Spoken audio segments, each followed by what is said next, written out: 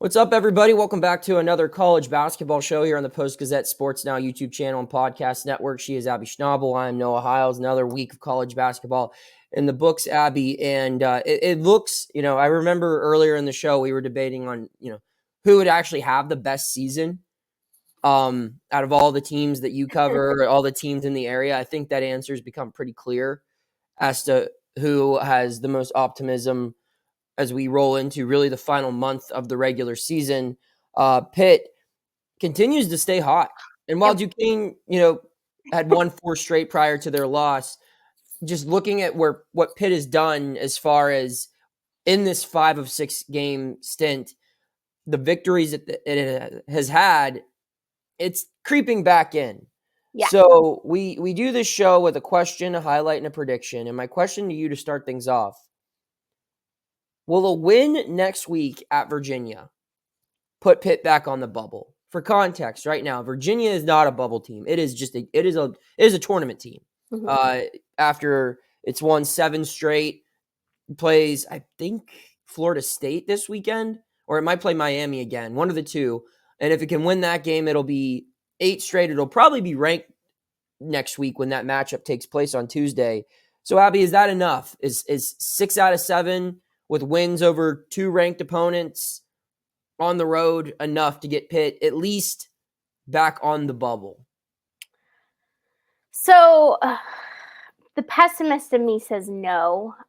But I did add no, but a win at Virginia and Wake Forest will. I think that's the determined, handle business against Louisville, win at West Virginia and at Wake Forest. Show that you can beat a team that you lost to earlier in the season, Wake Forest. Wait, they lost to Wake Forest, right? No, they beat Wake Forest. Beat Wake Forest. Sorry. They lost to Clemson. Yes, You're good. Thank you. Losing my brain today. You're good. Why I say winning at Wake Forest will do it for me, and I think I'm not a bracketologist, but for bracketologists, I could see some putting them on the bubble after a win at UVA. That's a big win for sure. But I think the more convincing, to do on the road twice against Wake Forest, who is a bubble team in the ACC, because I think where we're at in the year now is you need to show where you rank among NCAA tournament teams and bubble teams. And I fear that those losses against Syracuse weigh them down a lot in the ACC stock. And that's why I'm maybe not a win against Virginia, but just a win against Virginia. You have to win at Virginia, handle business against Louisville, and then win at Wake Forest. And then I feel confident that they're on the bubble. I just think that there's too many other things, other losses on their plate that outweigh a win at UVA to really just solidify that bubble stance. But what do you think? I think the win at Virginia gets them at least in the bubble conversation, where there may be the next 4 out or even considered. It would probably replace, and it's ironic because this is the only team they've lost to over the last 6 games. They'd probably leap over Miami, I think, with just a climb. And then you got to figure if they beat Virginia, they take care of business at home at Louisville that Saturday. Now you're looking at a team that's won 7 of its last 8. It's won 5 straight, and it's won, I believe, 5 games on the road in that stretch or something along those lines. But nonetheless, and those are all, a lot of those 7 wins would have been quality victories. You look over road foes like Virginia, like Duke, and you're starting to build a little bit more of a resume. I don't think, like I said, if Pitt goes 2-0 next week, that we see it as even like a Dayton team. But I think we start seeing its name be brought up in bracketology projections. One of the bracketologists, be it Lenardi or Palm or DeCourcy or whoever else, might have them as, I'm considering them, and that's a good spot to be when you are going to be playing at Wake Forest, at Clemson later this month, because those are 2 road quad 1 opportunities where you can pass up another bubble team, like you said, against Wake Forest, and then Clemson, who looks to be a lock for the NCAA tournament. There are still opportunities out there. Absolutely. I genuinely don't think Pitt will be viewed as even like where it was last year, where it was like, it's probably going to make the tournament. Like, I don't think it'll have that status unless it goes 7-1 in its last 8. Yeah. Yeah. But I also don't think that that's out of the realm of possibility. So just looking, I think that, yes, the Virginia game next week has an opportunity to truly make Pitt's progress into something really serious. And if not, if you lose that game, it's not the end of the world, but you pretty much have to win out. Yeah. But if you win that one, you give yourself some serious life. So that's my take on it. We'll move on now to the highlight. Abby, as I was flying home from Raleigh this morning, as I always do on my flights, I like to read the Post-Gazette. I hope everyone watching this also likes to read the Post-Gazette. And I was reading your game story from Duquesne's loss last night to Davidson, and something really stood out to me in the story. It was a quote from Keith Dabrot, and talking about why he hasn't been playing some of his key players as much. And he just kind of talked about how he holds them to a higher standard. And he mentioned that, I held LeBron James, the best player in the world, arguably the best player ever, to a higher standard when I was coaching him. So if that's what I expect for him, then I expect that from everybody. And I just found that quote interesting because, obviously the season has not gone according to plan for Duquesne. And this was supposed to be a veteran-led team. This was supposed to be, the guys that he's talking about in this quote here, they were supposed to be the guys that were taking the charge here and not allowing Duquesne to lose some of the games it's lost.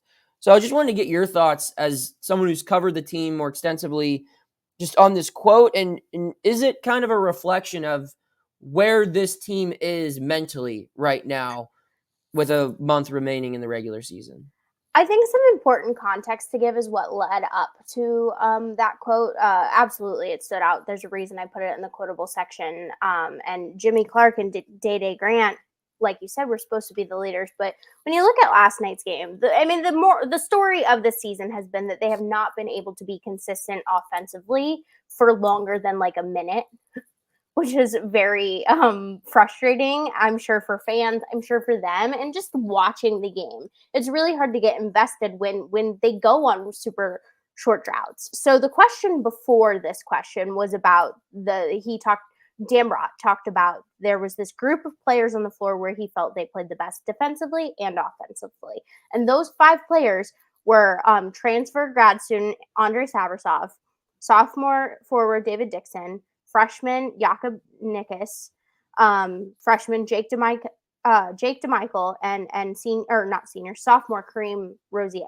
So the only person above a sophomore status in that 5 is Andrei Savrasov, and his playing time has been severely limited. So I think the fact that it was with him in there too speaks volumes. And then so someone asked Dambrot, how do you balance you have these 2 leading guys who you played on the bench for a short amount of time, or who you held back. I mean, they averaged 32 points, or 32. DaeDae, sorry, words are so hard today. DaeDae averages 32 minutes a game, and Jimmy averages 30, and they played 22 and 28 respectively, which isn't, I mean, for Clark, that isn't that big of a drop, but for DaeDae, that's a 10-minute drop from his average. But when you look at it, it's Dambrot is one, he's always going to give it to you straight. Yes. and 2, he's gonna, and his thing all season, they've been dealing with rotation issues all season, is I'm going to play the people who are playing the best in the moment. And so while DaeDae Grant and Jimmy Clark might be the best players on this team, they're not the best players on the team right now. And I think that's super frustrating for Dambrot, for them even. And because how do you bench them, you still want them to buy in and play hard minutes when they're in, but then you take them out the moment they make a mistake. And that's what led to the quote is I have to hold them accountable, because this is a time where you need your leaders. They're trying to make a run. They were trying to, after dropping the first 5 of the year, they were trying to win the next 5. And to have your 2 leading scorers, your 2 leaders on this team not be consistent, and maybe give DaeDae a little bit of an asterisk with the fact that he's coming off of a concussion that can really affect you, but there's just been they've been so inconsistent. And I mean, in a must-win game for them, I guess every game's a must-win game, but last night they viewed it as a must-win, and the 2 of them combined for 3 for 8, scored 9 points, and had 3 turnovers. Meanwhile, you got sophomore David Dixon scoring 10 points, transfer grad student Fusini Drame scoring 15, and freshman Jake DeMichael scoring 15. Like, as great as it is to have those contributions, absolutely it's great.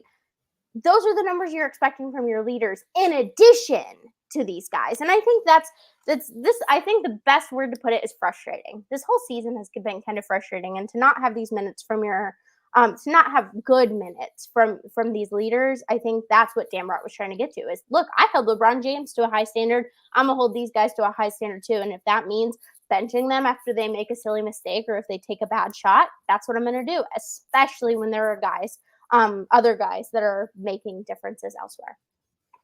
Yeah, it's been interesting to see from afar because it looked like early on there was so much depth on this Duquesne team, and it seemed like they had that senior leadership, and to go along with it, there were some exciting newcomers or young pieces.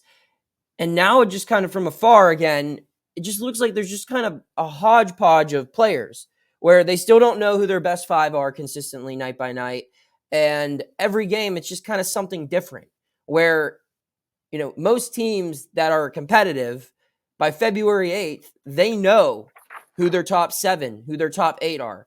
I don't know if Duquesne might know who their best 8 players are, but they don't know what order that's going to be. They have no idea what order that's going to be in night by night. And again, sure, there are teams throughout the country. You could point to teams as talented as UConn or a team that's trying to get on the bubble like Pitt or whatever. And you have at least a general idea of, okay, these guys, these 3 players, one of these 3 is probably going to lead us in scoring. One of these 3 guys probably going to lead us in rebounding. One of these guys probably going to lead us in assists. We have these 3 people who can do these things on the defensive end. We have these 3 guys who contribute to the ball movement. All types of that stuff. There just seems to be no defined roles and no consistency in any area, aside from the guys who you didn't really expect it from. Yes. And those guys, the graduate transfers, the freshmen, they have a role, but what is the role? Is their production really going to make them the star of the team now? Like, is that the commitment? Are they now the DaeDae Grant, or is DaeDae Grant still DaeDae Grant? And are they it's just kind of a really weird, I don't know, mess. Yes. No better way to put it. I mean, I definitely didn't think that I would be going in to almost every single game knowing that the most consistent players were going to be Jake DeMichael, freshman Jake DeMichael, walk-on Jake DeMichael, and sophomore David Dixon, who didn't even play this summer because he was recovering from an injury. Like, those 2, in my mind, are arguably the most consistent because even when they're not scoring, they're contributing in other areas. And I just don't think Jimmy and DaeDae right now are showing that when they're not scoring, they can contribute in other areas. I mean, because DaeDae, is coming off of a 31-point game against Rhode Island. Obviously, he has an impact on the offense. But I'm just not seeing enough from these guys on the other end or doing things when they're not scoring. And I think, like you said, it's so confusing, so frustrating. I mean, they played 12 guys last night. At this point in the season, who's playing 12 guys? Not many teams. No, not many good teams. No, and I think that's what's crazy because, 12 guys is maybe normal for the beginning of the season, but it's February 8th, and we're seeing more often than not Dambrot's playing 10 to 12 guys a game. Yeah, I think of when you ask, like, who's playing 12 guys again, I think back to that one Kentucky team that was like 30-something and 0 and lost in the Final Four. Wasn't that the team that had the blue squad and the white squad where they were like 10 deep and they would just, but it's like, I don't know if Duquesne, has the Harrison twins coming off the bench and all that kind of stuff. So We'll move on now to the final portion of the show, which is prediction. Pitt continues its climb in the ACC standings, Abby. Not long ago, this team was second to last in the league, behind only ahead of Louisville. Right now, Pitt is ninth in the league, actually tied for what would be seventh, I believe, in the league right now. It would not have the tiebreaker over either of the opponents that it's tied with, though, because it is 0-3 combined against Syracuse and Miami. So it's ninth in the overall standings, but tied for seventh, excuse me. I want to ask, just looking at how this team's playing right now, looking at the schedule ahead, the ninth seed gives Pitt the final bye in the ACC tournament. It would start the second day of the event because 10 would play 15, 11 would play 14, and 13 would play 12 on the first day. So the second day, Pitt will be matched up against the 8 seed, which right now would be, I believe, Miami. So is that where Pitt is going to be for the rest of the year? Is it kind of an 8 or a 9? Or do you think that this team could climb into, I don't think it'll be a top 4. No. Yeah, I just don't see that happening. So it's not going to get a double bye, but could it be around where it was last year at the end of the standings? Is there a chance we see this team as like a 5 or a 6 in this tournament and giving itself a much better path to maybe a semifinal? I think 6 is the best that I see them at. I don't really see them getting higher than that because that would assume that they're overcoming not only Syracuse and Miami, but also NC State. And while they did beat NC State, and it could happen, I just don't see them getting much higher than 6 because after NC State is Florida State, and it's just I'm confident that they're going to get a bye. I don't think there's really much of a chance of them getting a double bye, but I really do think that they're handling business right now. And I think that's what we said a couple weeks ago that they really needed to do. They needed to have some flashy road wins and they needed to handle the games at home.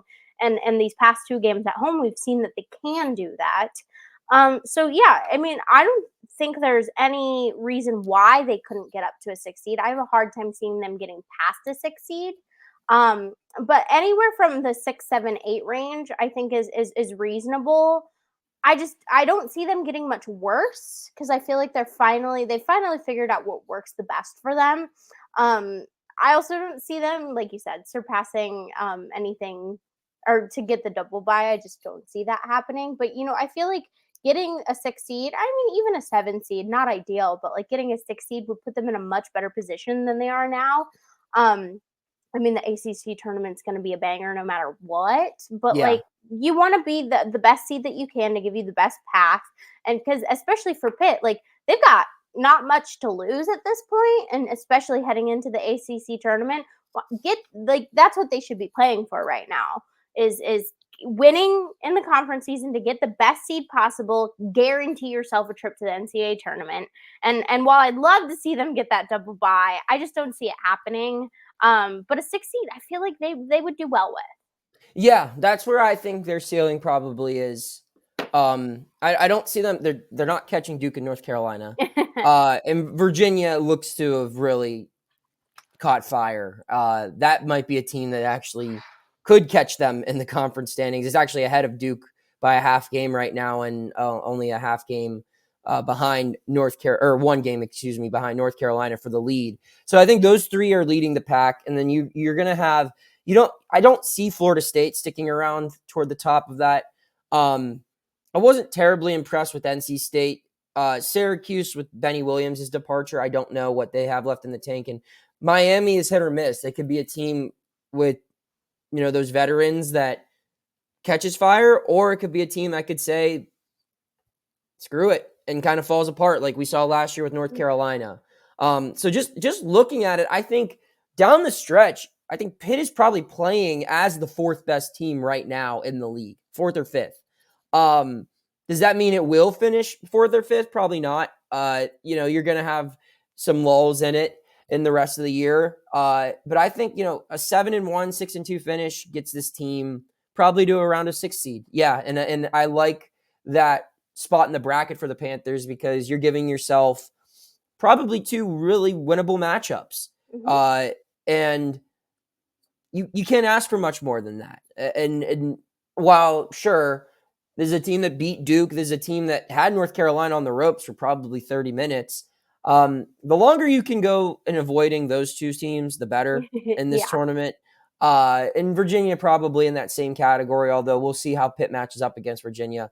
But yeah, I think that the way it's playing now, it can finish 13-7 in the league, and that would probably be around like a 6th seed. And I don't know what that would mean as far as its tournament prowess going into that event, but it gives you a chance to make some late additions where if they stay where they're at now as an 8 or a 9, you're looking at, maybe an easier first round matchup, although you'd be currently be playing one of the two teams you really struggled with this year. And then you're getting past a Syracuse or a Miami to just be welcomed by North Carolina, who's waiting on a couple of days rest. So that's not ideal. But yeah, I think that this team's better than a 9 seed. I don't know if it's much better than a 6 seed in that bracket. Abby, any final thoughts as we wrap up today's show? I would just like to say that I did call the record between the two teams, Duquesne and Pitt, last night. One of our editors, Cameron Hoover, texted Noah and I to tell us that he was on the desk. And I said, I would just like at least one win. And Pitt won and Duquesne lost. So I called it. I didn't get to watch much of Pitt. I did watch it in the various media timeouts that I had, but at least one team's doing well. And I don't think Duquesne's too far from that. I just think they haven't found the recipe and we're running out of time to find the recipe. But who knows? They might find it at the A10 tournament. Could happen. She's Abby Schnable. I'm Noah Hiles. You can follow our work at post-gazette.com, and you can keep tuning into the Post-Gazette Sports Now YouTube channel and podcast network, where we'll have all of your Pittsburgh sports coverage. We'll see you next week.